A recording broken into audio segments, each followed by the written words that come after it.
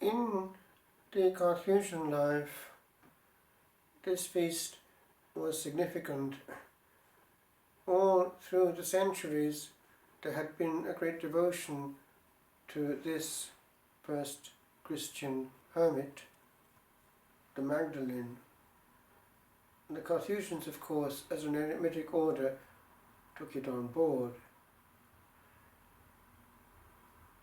In the period, the waterways were the motorways of the time, and so it is quite possible, indeed not at all puzzling, that Lazarus and Martha and Mary Magdalene should find themselves going through the waters of the Mediterranean and landing eventually in the south of France, where all three are honoured in different places. Lazarus became a bishop, Martha was there in the area, and Mary Magdalene definitely lived for about 30 years as a hermit in what is now La Sainte-Baume in the south of France, where her skull still is. What happened in the case of this great lover? Her love was not truncated, but rechanneled. And that can happen. We are made to love, but we love the wrong thing. Only God doesn't let us down, ultimately. He alone can be fully counted on, never to disappoint. How much human and spiritual unhappiness stem from counting on men.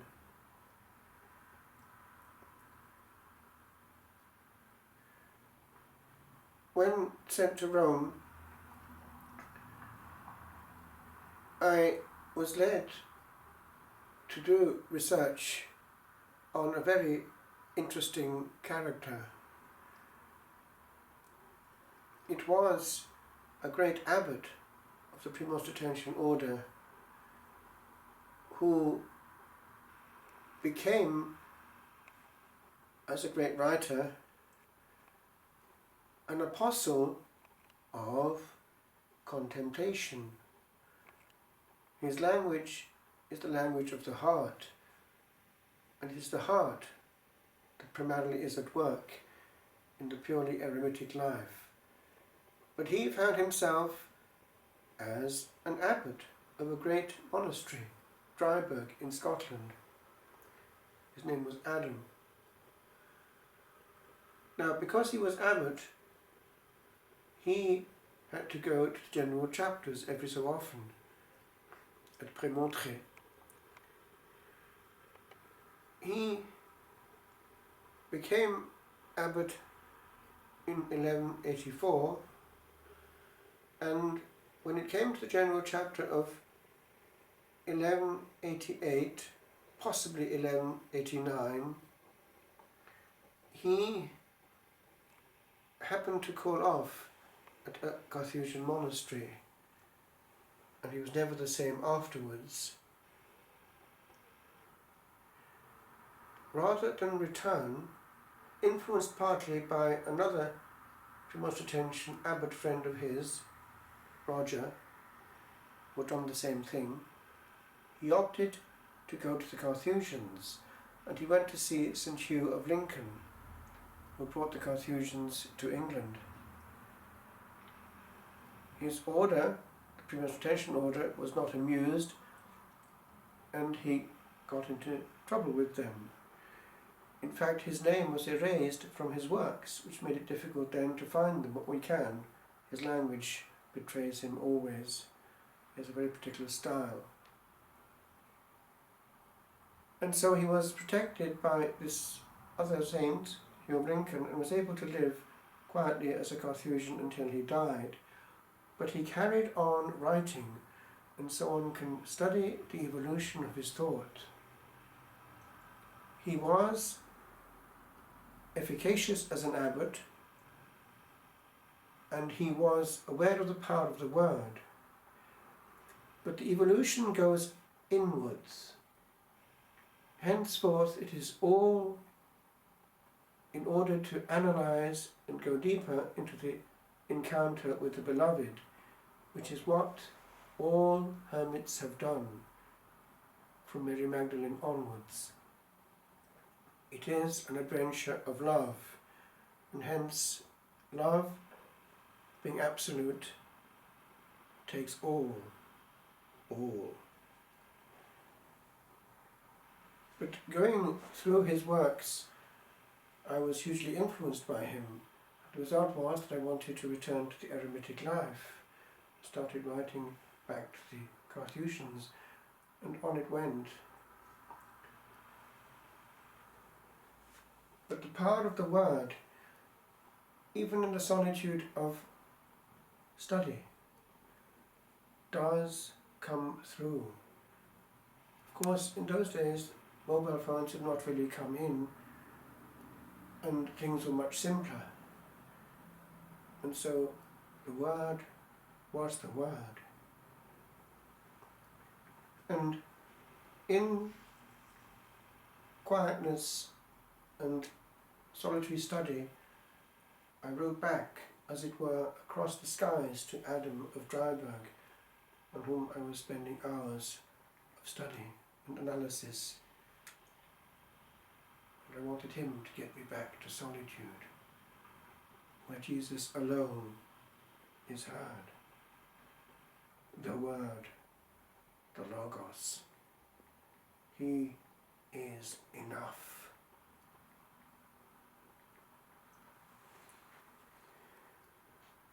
O Master Adam, I can feel thy soul and touch the pulse that penned this little page, whereon thou speakest still. For e'en the whole of long oblivion's yawn and heavy age can dampen not the tremor in this line of teeming ink that links in lying here my mind to thine that made it. For though thine, it is mine own that makes it now come near. O mystery of the quill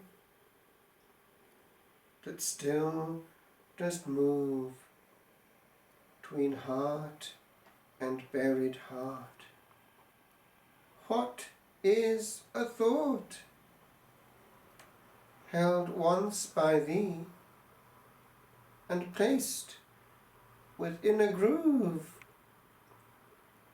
that can guide all my hours of life as naught twixt dust and rust that never heard a sound or spared a thought for someone never found.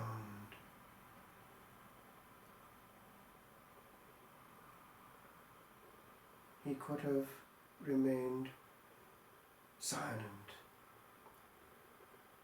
From the word of his retrieved works, there was power even to orientate a life. And he did.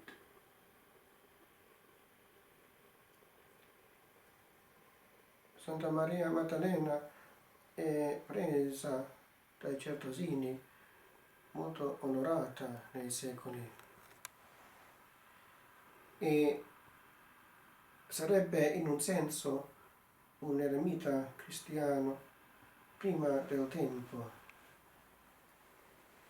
Ha amato molto, ma il suo amore è stato ridrizzato. quando ero a Roma facendo ricerche su un abate primostatense, ho scoperto la forza della parola e dell'amore contemplativo nella pagina, perché lui è diventato certosino scappando essenzialmente, perché tornando al capitolo generale nel 1189 forse, non è tornato al suo monastero in Scozia, Freiburg, ma è andato da Certosini, influenzato da un altro abate premostatense, Roger, che ha fatto la stessa cosa, diventato certosino. E seguendo l'evoluzione, lo sviluppo del suo pensiero, si vede come va verso la vita del cuore, totalmente, la gratuità dell'amore consacrato alla contemplazione pura, che non ha bisogno di essere giustificato, perché gli amanti si capiscono, Dio ha i suoi diritti. E in conseguenza cominciamo già a scrivere di nuovo ai certosini, volevo tornare alla vita pura e eremitica, e ho scritto a lui queste righe, a questo Adamo di Freiburg che mi parlava dalla tomba e aveva una forza di amore puro ancora che poteva orientare tutta una vita. O voce del silenzio che fu la vita di un'anima ormai sepolta, sconosciuta e quaggiù svanita, seppellita, spenta, mai sentita né udita, dove noi seguiamo queste righe cariche di ieri, che ci vengono da voi, autori di perenni musiche. O voce sminuita, spenta, qui sentita, rincarnata, resa la presenza dell'assente. Ente, sì, vivente fra di noi nell'aldilà. Ti sento, anima, nell'anima di qualche riga debolissima.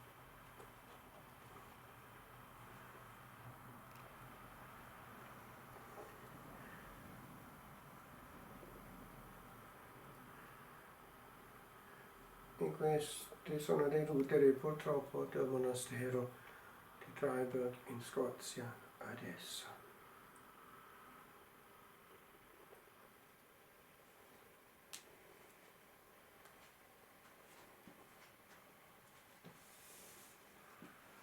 Oh, Sacred Heart, our home lies deep in thee. On earth thou art, on angels rest, in heaven the glory of the blessed.